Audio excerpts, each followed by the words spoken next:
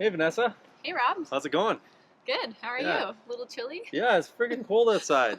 So I'm standing outside Micro YYC, which is a microgreens operation run by Vanessa, and we're gonna go inside and check out the oasis that's just behind this door right here in this industrial bay that you wouldn't think would have anything like this going on. It's absolutely incredible to be in the middle of Calgary and know there's so much food inside.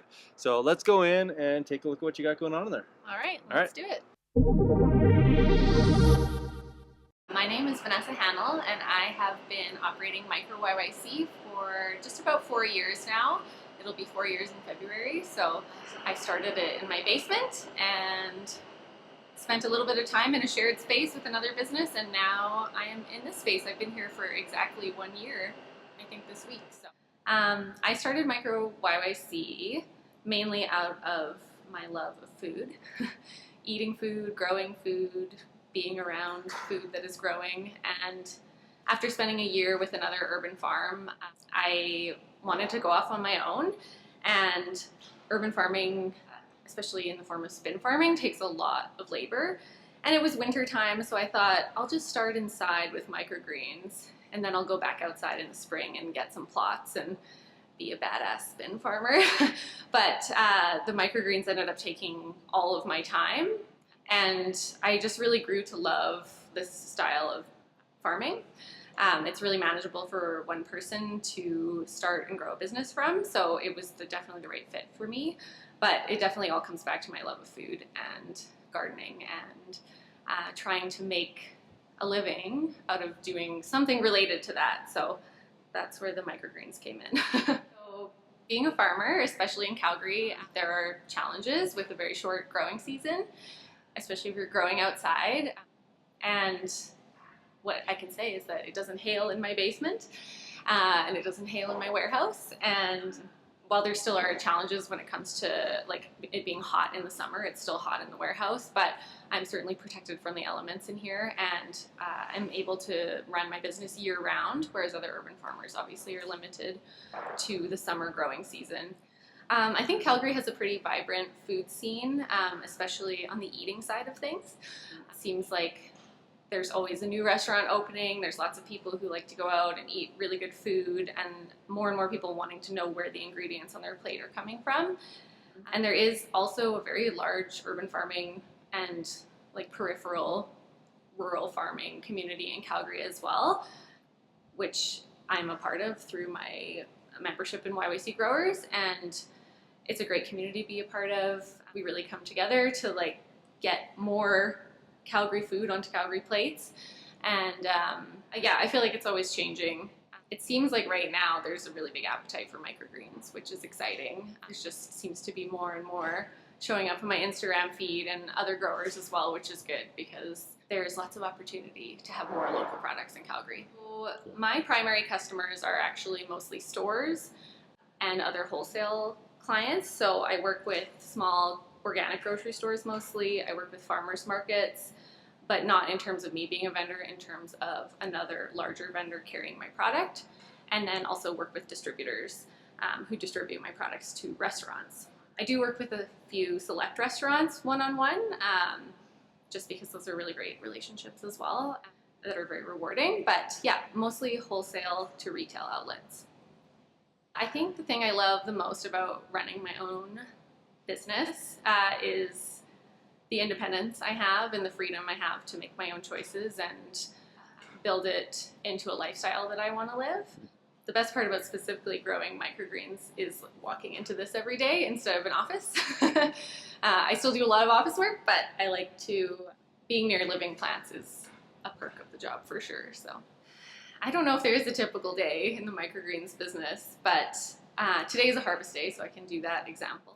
Get here in the morning, check on the plants, make sure there's no immediate watering needs, and then start pulling trays off the shelves, harvesting, packaging, packing orders, and then I'll spend some time watering and unstacking new microgreens that are ready for the lights and tidying up for the next day. On a planting day, the day looks a little different. It's more like coming in, checking on the greens, and then mixing soil and filling trays and filling trays and filling trays and seeding trays and seeding trays. And yeah, and that all happens over there. But I actually don't do a lot of planting anymore. My helpers help me do the planting. So that's often happening while I'm delivering or harvesting or doing other stuff. So I have a few main products, which include sunflower shoots, pea shoots, and then my microgreens, I do a couple of mixes. So I have a spicy mix, which includes things like arugula and radish, which is why it's spicy. And my classic mix, which is a milder mix, which has kale, kohlrabi, cabbage, lots of good brassicas in there. And then I also do some standalone products like purple radish, because it's really bright purple color, and broccoli on its own because that's popular, and arugula because that's one of my newer products actually. Yeah, and if stores or customers want something specific, I'm always open to try new things and seeing if it goes well. So yeah, I think that the types of microgreens you can grow is kind of unlimited. You can just certainly try and grow microgreens out of anything. Some seeds are more adapted to growing quickly. For example, I've been trying to grow cilantro microgreens, and they're a lot more challenging than the other microgreens because they don't pop their seeds off as easily. They take longer. They seem to be more prone to damping off. So I'm still figuring that one out, but almost any veggie seeds can be sprouted, and herbs as well, but some just take a really long time. So I think Micro YYC is different than other urban farms because it does focus on a specialized product, which is microgreens. I also think it's one of the few farms that was started by a single entrepreneur, so like a solopreneur venture. A lot of the outdoor farms will have like a partner or a group of people, and being female, I think, makes me stand out as well. There are a few badass female urban farmers in the city, but yeah, I think there's certainly, that does make me unique. There are some other microgreen growers in the city and near the city, especially more recently. So that's kind of interesting. I think there's low barriers to entry in this. I think having more growers is just indicative of more customers asking for microgreens, though I think there's just a demand that keeps growing. So microgreens are certainly known for being healthy. I'm not a nutritionist, so I don't like to pretend that I know more than I do, but I think intuitively speaking, we can tell that eating small, tiny green things is good for you. Sage could probably help me with this. I know microgreens have a lot of, obviously because they're green, we've got chlorophyll in there, a lot of plant-based protein, antioxidants, and vitamins. Each microgreen is different, and it'll be a similar profile to what the large plant, like what the large version of the plant has, just compacted into a tinier package. So you're getting more of the good stuff, less of the plant, essentially. So they are jam-packed. The nutrients you're getting out of microgreens are going to be a lot more concentrated than you would in the larger version of the plant. All microgreens start with a tray like this. Some of them are perforated, some of them are not. And they get filled with about an inch of soil. Some of my microgreens also get compost in the soil mix as well from a local compost producer. And then, yeah, soil goes in, seeds go on top, they get watered, and then they get stacked because weight of the other trays and the weights on top acts like this. Essentially, it tricks the seed into thinking it's under the soil and causes it to sprout. And then it sprouts after about 3 days. And these shoots haven't been exposed to the light yet, so they are still yellow, and it's the light that makes them turn green. So when they're about at this stage is when I would unstack them and put them under the lights. So these will go on later today. We'll line them up on the shelves, turn the lights on, and they'll be green within a couple of hours. And then 7 days after that, they are ready for harvest. So these pea shoots were planted last week, and they are about 6 days old, and they'll be ready for harvest in about 4 more days, so next week. So these are all for a very large order of pea shoots I have going out next week. And these pea shoots are what we were harvesting today, so they are nice and tall and full and ready to go. So these would be 10 or 11 days now. This is the compost. A lot of people think that you can reuse the soil, but once a microgreen has been grown in it, it's going to have like a root mass. This is the top part of the tray, and it's just like it's just full of roots and stems, and if there's anything that goes wrong and there might be some mold or something in there, the soil isn't clean enough to use again right away. So this gets taken by a local compost company, and they compost it and turn it into great compost. And I actually use that compost in some of my microgreens, so some of it does come back to me, just I don't compost it myself. So this gets taken by a local compost company, and they compost it and turn it into great compost. And I actually use that compost in some of my microgreens, so some of it does come back to me, just I don't compost it myself. So right now we are mixing up the classic mix, which is the milder microgreen mix that I do. And the reason I do the mix is partially just because it's so pretty, and also it allows people to try a whole bunch of different microgreens at once that maybe they wouldn't try on their own. Another reason that I do microgreen mixes more from the operation side is that it allows me to be flexible too. Like it creates a good, if I run out of one variety, it doesn't mean I can't sell the product at all. I can just add more of another variety, and it keeps things running efficiently that way. But yeah, I think sometimes people aren't sure how to use their microgreens, and it's a puzzling question for me because I really don't overthink it when I'm eating microgreens. You can obviously use them as a substitute for any other kind of lettuce or green in a salad, sandwich, or wrap, or thing like that that's super obvious. But you can also just throw them on your plate with whatever you're having. Like if you're having eggs, you can just put microgreens on the side. If you're having a hot dish, you can put them on top when you're finished cooking. Mm-hmm. You definitely don't want to heat the microgreens because they're so delicate, they'll just wilt, and you'll lose some of the nutritional value. But I think it doesn't have to be overly complicated. You can really just throw them with whatever you're already eating for like an extra punch of flavor, nutrition, and color. Yeah. So we're standing in front of my walk-in cooler here, which is where, after things have been harvested and packaged, the microgreens go in here to wait for delivery. Yeah, so we harvest a lot at once, and so they need to be refrigerated before they head out to the stores, just like they need to be refrigerated in your house. So this is where we keep them. We harvest hundreds and hundreds and hundreds of units of microgreens every week, and this is more space than I need right now, so it's good to know that as my business grows I'll have lots of space, but we do fill up about half of it twice a week, and then it goes out the next day. Okay. My name is Sage. I've been here for about a month. Vanessa and I are friends through the Permaculture group in Calgary. I was doing urban farming this year with another company in the city, and the season ended, and I was looking for some more meaningful food-related work to do over the winter season. So Vanessa took me on just here and there to help her with harvesting and to get my hands in the operation, to learn some more about what different small businesses are doing, how people are making urban farming work, and finding sustainable options. So I got involved with her. I love the microgreens are so beautiful. I think it's way more appealing to eat food that is beautiful, and greens are such an important part of our diets and our nutritional needs.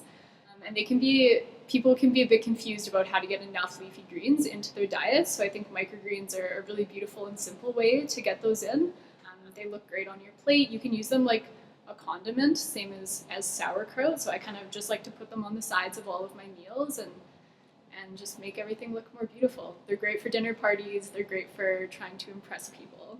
Fortunately, I hang out, with a crowd where people know about microgreens, so people are really excited when I bring them to a party. But yeah, people use them a lot. This past week, Vanessa had given me a couple massive bags of microgreens because we had leftovers, and I had a couple dinner parties to go to, and I thought I would never get through them, but no matter how much I put out, people always ate them. People are very excited to use them. I actually really like pea shoots. They have a bit of a nutty flavor, which is great for me because I am allergic to nuts and seeds. So I think there's something about the pea shoots that it's really satisfying to that taste. So they're my favorite. Yeah, funny story about sunflower seeds. So this actually, I was meaning to talk to Rob about this today. When I did my permaculture course 2 years ago with Verge, I was deathly allergic to sunflower seeds. I couldn't be anywhere near them or else I'd have an anaphylactic allergy. And since then I've gone through a whole bunch of treatment, and my allergy is much less severe now, and I can actually be in contact with sunflowers. So when I started working with Vanessa, I knew that I could touch sunflower seeds because I've done it in a clinic, but I've never actually broken through and done it in my real life outside of a safe setting. So about a month ago when I started working with her was the first time that I worked with sunflowers, and now I'm confident about being around them. So it's been really good for me, to be able to do this. I think microgreens are a very wise thing to be doing in terms of urban farming. Like, as Vanessa said, in terms of climate and crop damage, and just there's so many variables in terms of farming, and it's a constant, very dynamic balancing act to make it happen. But with microgreens, there's like a little bit more control in terms of that. So for me, it feels like a pretty resilient system. There's potential for good organization. Also, in an urban environment where you can grow vertically, it seems like a really great idea. So I think microgreens are actually a really sustainable thing to be growing. To be a woman doing urban farming, for me, it feels really gratifying and empowering, actually. Like, particularly when I was farming outside, just to have a job where I'm really using my body and getting dirty, and to know my capacity. I find it personally very satisfying to do jobs that are traditionally more masculine dominant jobs as a woman, and to know that, just to know that you're capable of doing it, and you can do the heavy lifting and the organization and work hard and get dirty, and just, it's a really satisfying kind of meaningful role to be in. I think being a woman in urban farming, earlier on especially, there was sort of this sense of surprise from other people that I was doing it on my own, which is kind of nice because I don't mind surprising people. And I think it's been an incredibly empowering experience to start something myself and grow it to the size that it is now, and to have helpers who are not all women come in and support me while I continue to grow the business. I would say to any other woman who's interested in urban farming that don't shy away from the hard labor of it. There's certainly certain crops that are harder to grow, and sizes of land that are harder to manage, but it can be as simple as starting with like a shelf in your basement, even if it's just for your own personal use, or a garden in your backyard, and maybe growing for your family and your neighbors.